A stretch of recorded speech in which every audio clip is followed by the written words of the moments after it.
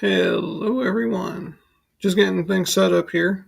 Gonna make sure we are live actually before I start really talking what we're here about. But give me a quick second. For those of you that are following in, yes, this is an impromptu stream. Sweet, and we are live. So I'm gonna get off the tubes, and we're gonna get into it. So we're just doing this as a follow up to Coffee and Ham Radios. I'm going to adjust some things real quick.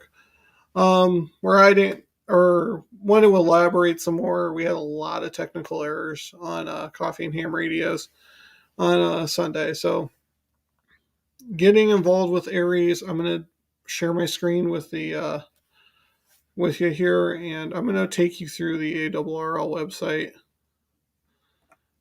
real quick. So the ARES manual, easy download, field resource manual. 8 brought those up on Sunday, and those are all available right there. The training plan task book, there is some standardized training, and to be quite honest, I need to revisit some of that. For those of you that don't know or did not see the stream on Sunday, I am the emergency coordinator for Jasper County, Iowa. So ARES is my wheelhouse here in Jasper County. Getting involved with ARES, I know we struggled this a little bit, and I'm going to go with this. I'm going to show you this. Let's go down, scroll all the way down, arrls.org/ARES. Go all the way down, ARES by section. This is how you're going to find out who your state section management is. I know we tried demonstrating that on Sunday. We were unable to. But I'm going to take up Iowa. I'll show you my bosses. So there we are. The section management. There's Lee. She's my boss. I know I'm looking down because I just want to make sure I'm pointing and showing stuff to you guys. There's Lee, my boss. There's my section traffic manager. So here's who I report to at the state level. You can do this for anyone. The other day, someone had a question on Discord about Ohio. Let's go down to Ohio. Go now. There's their section management. So that's how you find that.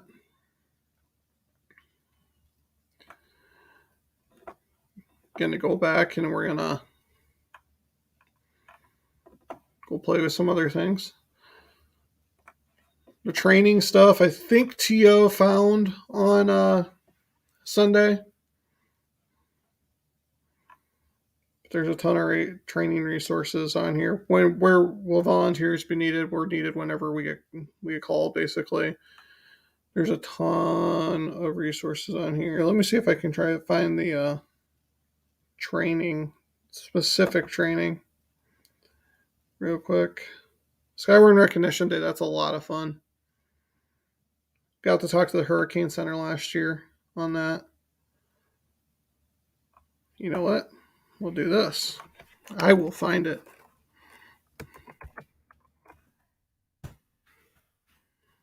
We will search the ARRL Emergency Coordinator.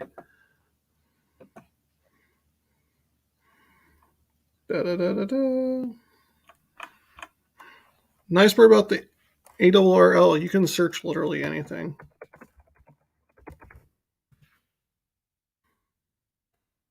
Online course catalog. So here, EC01 is some of the training I had to go through. That involves ICS 100, 700. And then you can look here as the rest of those FEMA classes that I had to end up take. So ICS or IS 100, 200, 700, 800, 120, 123, 235, 240. It's a whole log of FEMA training. But it's a lot of good information. Even if you don't plan on being in leadership in ARES, I'm going to highly encourage as many of these as possible because it's a lot of good information. And if you end up working with served agencies such as FEMA, Red Cross, uh, emergency management, sheriff's office, police departments, and stuff, this is the stuff they go off of. This is the stuff they're training on. Hello, DK5 OMV. Happy Tuesday to you. Also, for those that didn't know, I did do Parks on the Air activation. No, we did not go to K2319. So for those people who are getting tired of that, we didn't go there. I'm working on doing some different uploads also, and we do have a Patreon page which I'm developing. So right now, anyone on that Patreon that pays $5, you get to see all the edited videos ready to go before anyone else. So that's just a $5 thing. I'm working on one where I'm trying to do unedited videos, and that'll be a higher tier. But if I can't do it, I can't do it. So yeah, this is all the training for ECs, so emergency coordinators. You're welcome. You know what? Because I can. You're welcome. I like StreamYard. That's kind of cool how I can put your guys' comments out there. So now we're going to go specifically into more detailed stuff. I'm going to bring up the highly coveted Jasper County ARES Google Drive. So you guys can see everything that my team sees. On here is our digital log, which I'm developing. We'll see if it opens. And this was what I kind of talked about. This is one of the things I'm using we're prototyping it, we're testing it right now, that I want to use to try to eliminate a person in 911 dispatch. So since I am the only one on this right now, I am 100% sure of that. We're just going to say K0B, no, here I'm going to put it all caps because of reasons. It'll bug me if I don't. K0BJJ. Type. You'll notice the timestamp, the auto timestamp right there. That was the thing I fought for on this document. Type of emergency. We're going to go other, comment, test for video. So now if any of the other team gets on here, they can see I'm in the log, what's going on. Now, if this was for an activation, we'll go, okay, 0BJJ, time over, go other. Yeah, I know O is irrelevant. O, checking out storms.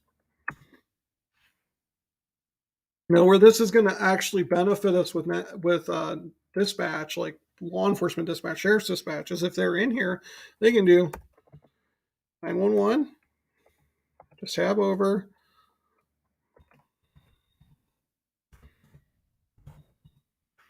spotters activated, question mark.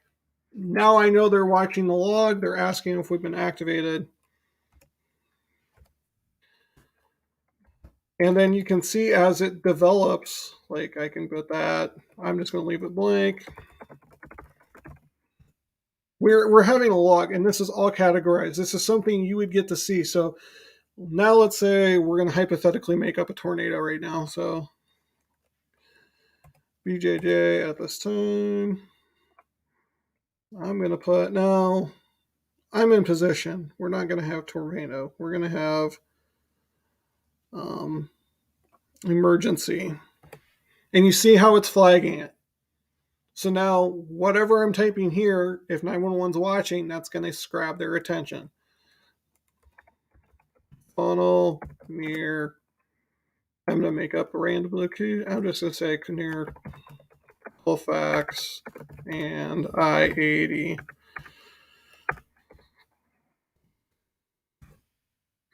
So that'd be something. Now they know, hey, we got an emergency type situation funnel. I could also run this under, I don't like running it under tornado, but tornado's flagged. Flooding is flagged. Blocked road. And you see how I kind of color coordinated it. Other weather is just plain. So that's how the log works. So with the auto timestamp, that was a really big thing I wanted to hit with it, just so that way we didn't have to worry about trying to get accurate times in the log. And then at the end of this, if you look at the bottom, there's several sheets. I can just copy the log over. So that way, if we had multiple things happen at multiple times where we needed another log, this log is available. So I'll take you out of that. We do have a written log for those people that do not do well with technology, or we're not using technology. If we're not using that log, the digital log, we can't, obviously. We need an alternative. So here's an example of our written log.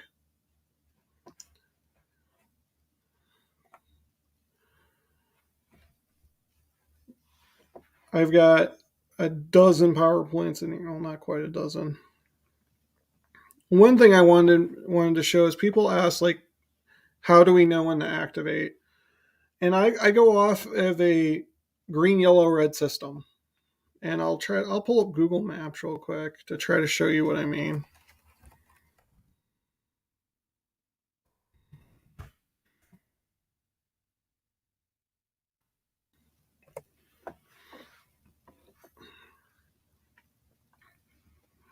Looks quite. Yeah, it is. It's really simple. The hardest part about setting it up, and hi, Mike. The hardest part about this log was actually getting it set up. Once it's set up, it's extremely simple. But yeah, now we're gonna I'll try to explain my system that I try to push out here. So yeah, you guys just saw where I lived on the map. Woohoo! Actually, you know what? It'll be better. We'll do this. Map of Iowa with counties.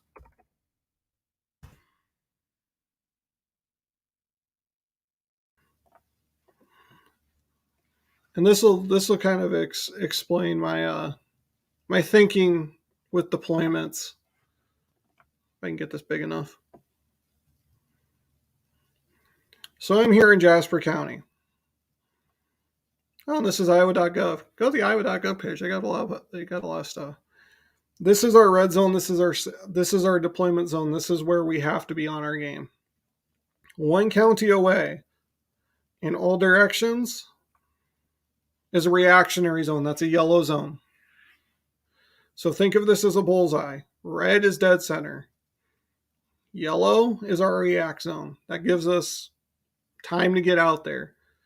Beyond that, for 2 counties, is a blue zone. That's our awareness zone. We have to be aware of what's going on in those areas because it could affect us. We could have to react to it.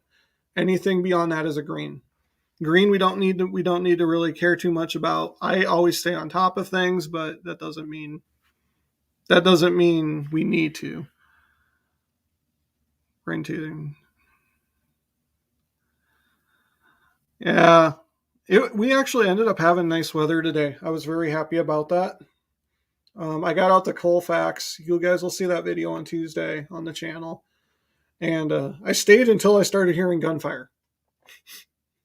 When I started hearing pew pews going off, that's when I threw on a vest and I took off. Got packed up. But we got 17 in the log. Hey, Jason, I actually was just watching your video. Thanks for stopping over. Or your live. I didn't catch much of it. So yeah, that's my thinking. Red here, Jasper County. That's where we have to be on it. Yellow is a county away. That's a reactionary zone. Blue is the next couple counties over. We have to be aware to that. And then anything outside that is a green zone. So most of our weather tracks southwest to northeast or west to east. The derecho when it hit came from Plymouth County and went northwest to south. Well, northwest to southeast, scooped, and then came back up and it hit over in the Chicago area. So that was a very strange storm.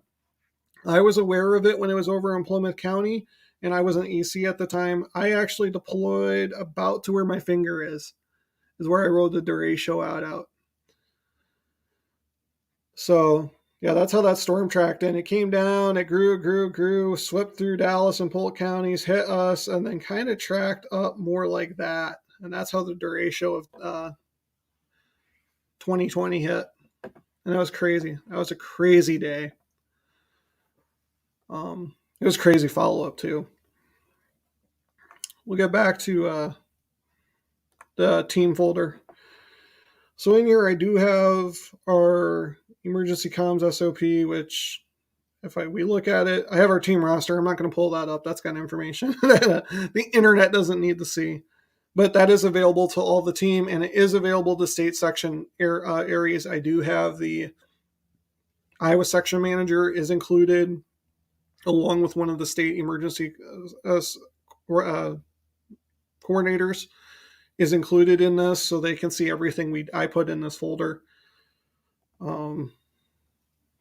Like our emergency comms SOP, it's all depending on us getting called out.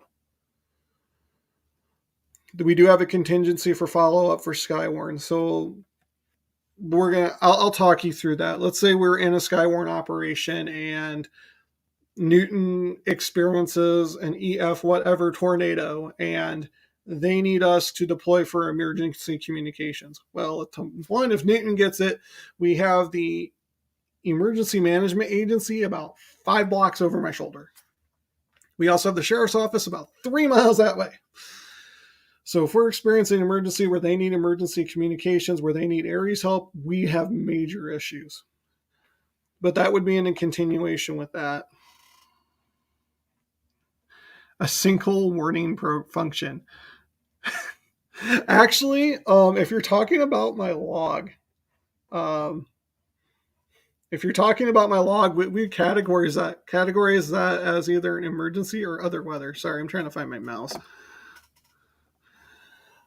So, outdoors calling CQTX. Honestly, if we're out there spotting at all, you're probably not going to be outside calling CQDX. At least in my area. Sinkholes are kind of random though, so odds are I learn about a sinkhole after it's already been taken care of.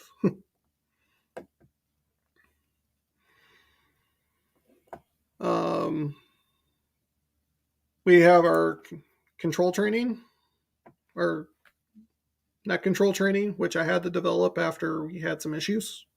I'll just leave it at that. It's pretty cut and dry, simple. I'm not going to take you word through PowerPoint, but basically why you log the different logs you guys I've just shown you. The number one reason why we end up logging traffic is to create a record of it. If it doesn't go on paper, if it doesn't go in a log, it did not happen. That is something you learn in security. That is something you learn in law enforcement. I'm sure Ham Radio Dude, if you ask him the importance of reports, he will be able to tell you countless times. Anyone who's been in a law enforcement setting or a security setting, if it doesn't end up in your report, it didn't happen. So if you want people to know what's going on, you put it in your report. You can do a lot with log software, and of course, yeah, I agree. Reacting to this comment.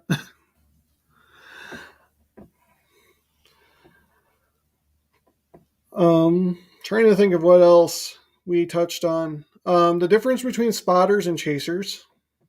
I'm just going to bring this back out to me. The difference between spotters and chasers. Okay, that's an argument that goes on in ARES. That's an argument that goes on in Skywarn and National Weather Service, you name it. The way I like to differentiate the two is spotters are direct to an area, when I am in Jasper County, Iowa, I am a storm spotter. I know the terrain, I know where I'm setting up at, I know everything. Now, if I were to branch up and let's say I'm going to go back home, which for me is Winnebago County, Iowa, I'm accustomed to that area.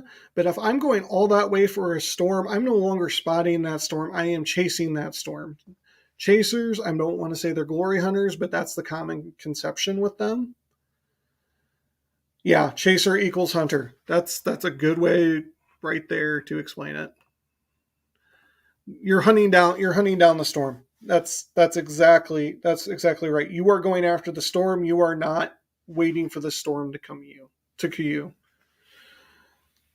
So people use those terms willy-nilly. I'm one of those people that uses those terms willy-nilly because I don't think people should freak out when I say I'm chasing a storm when I'm actually spotting a storm. But with served agencies, those terms actually have a lot of different weight, and which is, I get where they're coming from, but the moment I leave to an area I'm not comfortable with or I'm not used to, I become a chaser in my book. So I go down to Marion County, I'm chasing. I stay in Jasper County, I'm a spotter. I'm 20 foot over the county line, but I'm technically no longer in my home area. I'm chasing that storm. So it just kind of something like that. I was going to try to get FT8 up, but I cannot figure out FT8 for my Yaesu 891 right now. This is my computer and it's not syncing, but I kind of want to do some lives and try to get in here a little bit, but I just kind of wanted to do a little bit of a follow-up from Saturday's live stream. There was a lot of technical stuff going on. So if you guys have any questions, I see there's only 4 of you in here. Feel free to shoot them in the comments below. Like I said, I just kind of wanted to get out here and do something a little bit more before that episode got out of everyone's mind. Again, special thanks to TO8, Chuck, and Ham Radio Dude for having me on. It was an absolute blast. I will do it again in a heartbeat if they ask, as long as the schedule works out. For anything that they wanted. I mean, that was a lot of fun. So a special thanks out to those guys. Jason, I saw you pop in. Love your work. I'm sorry, I'll fangirl a little bit when it comes to this. People don't understand when you get into a room with those kind of guys and you've been watching like them for a while. I mean, it's awesome. So I'm as much of a fan of the Smoking Ape and TO and everyone else as I am. You know, some of you are to me and some of you are to them. So, hey, the Gaming Ham, how you doing? I mean, I'm just going to sit here and talk. If you guys want to sit here and chat, we can sit here and chat. I tried to get the 891 hooked up for FT8. It's not working. I kind of want to do a FT8 off sometime, but I can't do it if I can't get it working. I was going to say we can talk more ARES stuff because I know that's kind of the title of it. If you guys have any questions, if you guys specifically want to know how to get through to into ARES or stuff in your area, let me right now. I can take you through everything you need to do right now if you're in the chat. So just on the last half of your lunch break. Well, I hope you're enjoying your lunch break. The simulated emergency test, Iowa simulated emergency test, October 23rd. I'm pretty sure a lot of people are going to have fun with that.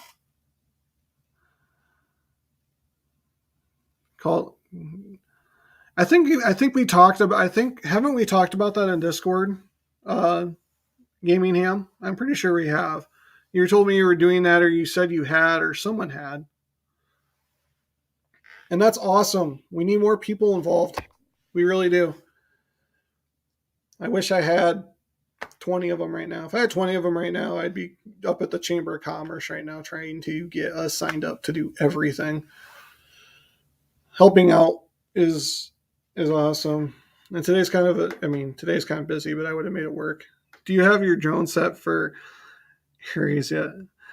I do. Or do you have your set done for ARES yet? We're doing our set on October 23rd.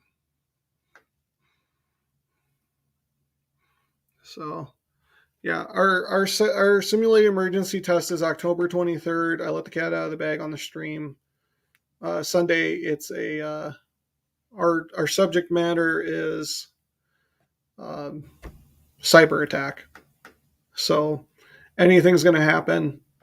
I know specifics from certain counties. I'm not going to say just because this is going out to everyone, and I don't want to give everyone's a heads up. But the people down in Muscatine area, you guys are going to have a lot of fun.